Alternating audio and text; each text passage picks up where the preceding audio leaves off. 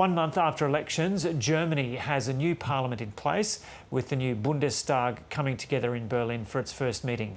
Deutsche Welle correspondent Lars Halter joins us now from Berlin. Lars, g'day. So what can you tell us about the new parliament?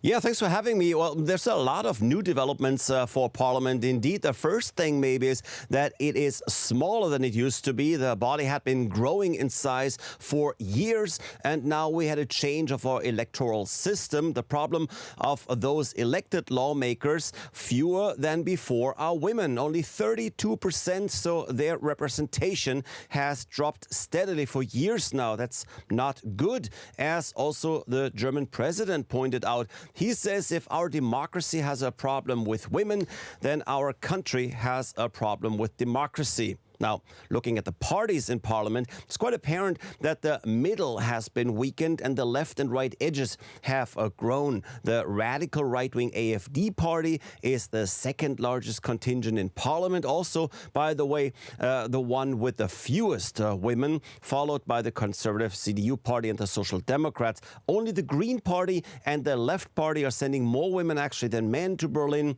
And another interesting statistic, there are fewer entrepreneurs in the new parliament. Now, that could maybe be problematic with the economy, of course, being a front and center issue for the country. But it could also be a plus. After all, too often in the past, politics was dominated by the business community, with social topics often overlooked. And what are the big issues that Parliament's going to be dealing with?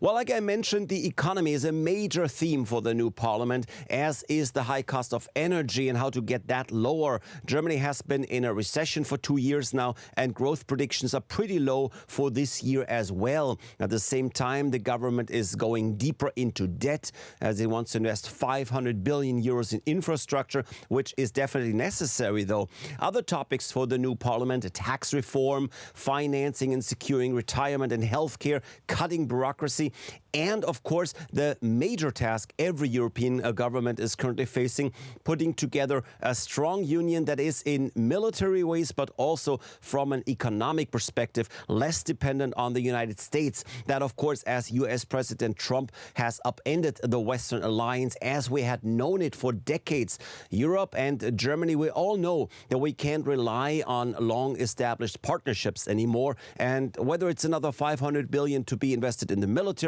or it's the fight against tariffs and securing fair trade, the new parliament definitely has its work cut out for them.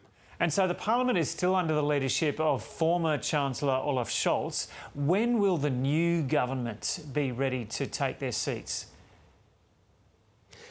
Well, that's really hard to say. For now, coalition talks between the conservative CDU and the Social Democrats are ongoing, and it very much looks like they're coming together on many of the most important issues. That means we will likely have a government of these two parties, and it's likely be under Chancellor Friedrich Merz. Now, he has said from the get-go, right after the election, that time is of the essence. And indeed, with that loss of stability that I just mentioned, with Trump weakening international alliances, it's clear that Germany needs a solid leadership, but it is in fact looking good. I've seen that the parties are moving in the right direction, making compromises on their goals, including the business-friendly CDU agreeing to a higher minimum wage, for the Social Democrats on the other side supporting more military spending.